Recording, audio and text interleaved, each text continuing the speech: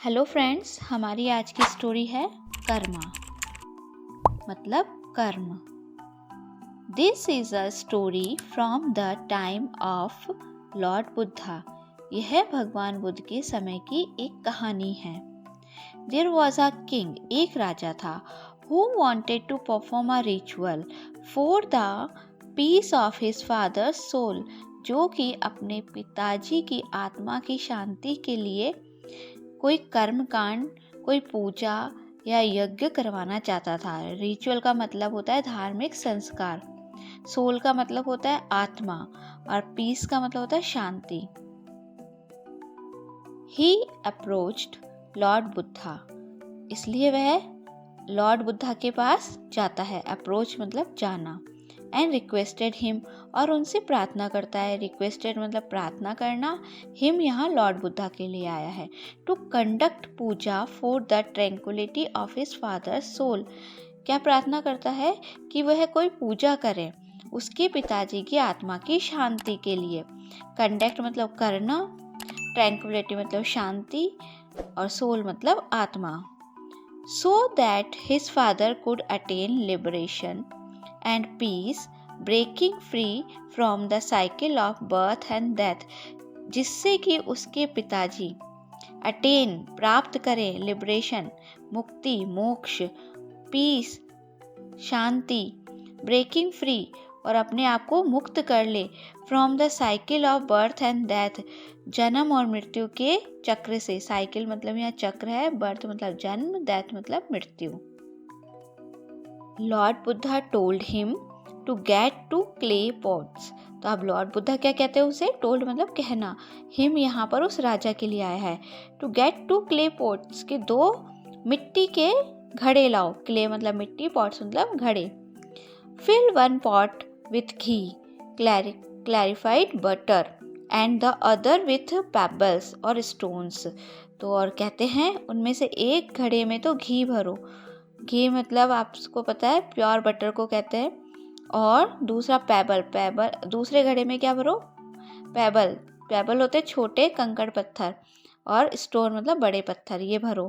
Take these pots to the river bank, और इन दोनों पॉट्स को लेकर, इन दोनों घड़ों को लेकर कहाँ पहुंचो? रिवर बैंक, नदी के किनारे। रिवर मतलब नदी, बैंक मतलब किनारा। The king followed the instruction, तो वह राजा भगवान बुद्ध के द्वारा बताए गए निर्देशों का पालन करता है। फॉलो द इंस्ट्रक्शन मतलब निर्देशों का पालन करना। इंस्ट्रक्शन मतलब निर्देश, फॉलोड मतलब पालन करना। Then Lord Buddha told him to place both pots in the water of the river. फिर भगवान बुद्ध उसे कहते हैं, उस राजा से कहते हैं, बोथ मतलब दोनों, पॉट्स मतलब घड़ों को पानी में, नदी के पानी में बहा दे। Water of the river, river मतलब नदी, वाटर मतलब पानी। The king did as instructed, तो राजा वैसा ही करता है। The pot filled with stone sank immediately, while the pot filled with ghee floated on the water's surface.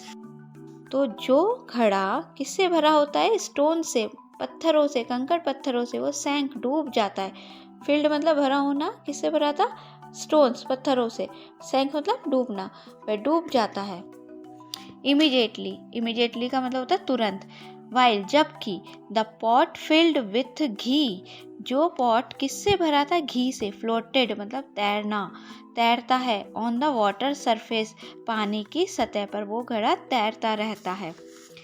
Lord Buddha explain to the king, अब भगवान बुद्ध इसकी व्याख्या करते हैं, इसको समझाते हैं उस राजा को। दैट इफ द डीड्स मतलब कार्य, कर्म, ऑफ हिज फादर, अगर उसके पिताजी के कार्य were as heavy as the pot, भारी है, हैवी मतलब भारी है, मतलब बुरे कर्म किए हैं अगर उसके पिताजी ने। फिल्ड विथ स्टोन, ऐसे भारी है जैसे कि वो घड़ा भरा हुआ था पत्थरों से। नो रिचुअल सैक्रिफाइस और worship could lead him to liberation, फिर कोई भी धार्मिक संस्कार, बलि, सैक्रिफाइस का मतलब बलि देना, वर्शिप कोई भी पूजा, लीड हिम, पहुंचाना, टू लिबरेशन, तो उन्हें कोई भी मुक्त नहीं कर सकता, कोई भी मुक्ति के मार्ग पर उन्हें नहीं पहुंचा सकता, कोई भी उन्हें मोक्ष प्राप्त नहीं करवा सकता यदि उसके पिताजी के कर्म पत्थरों से भरे घड़े जैसे भारी हैं, मतलब बुरे हैं, गलत है। However, और यदि if the deeds were as light as the pot filled with ghee, अगर उसके पिताजी के कर्म लाइट हल्के हैं, कैसे, जैसे कि वो घी से बने हुआ घड़ा था, ऐसे हल्के, मतलब अच्छे कर्म हैं। He would find his own way to liberation, तो वह अपना खुद रास्ता ढूंढ लेंगे मोक्ष का। The king understand the lesson, राजा को ये शिक्षा समझ में आ जाती है।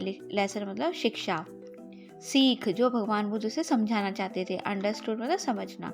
हैप्पीली, खुशी से। ही थैंक, वो धन्यवाद करता है गौतम बुद्ध का। एंड बोड टू, बोड का मतलब होता है सिर झुकाना, नमन करना, और उन्हें नमन करता है। टू लॉर्ड बुद्धा, भगवान बुद्ध को।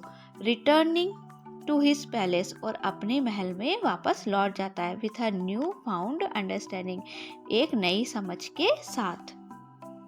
मॉरल क्या है इस कहानी का?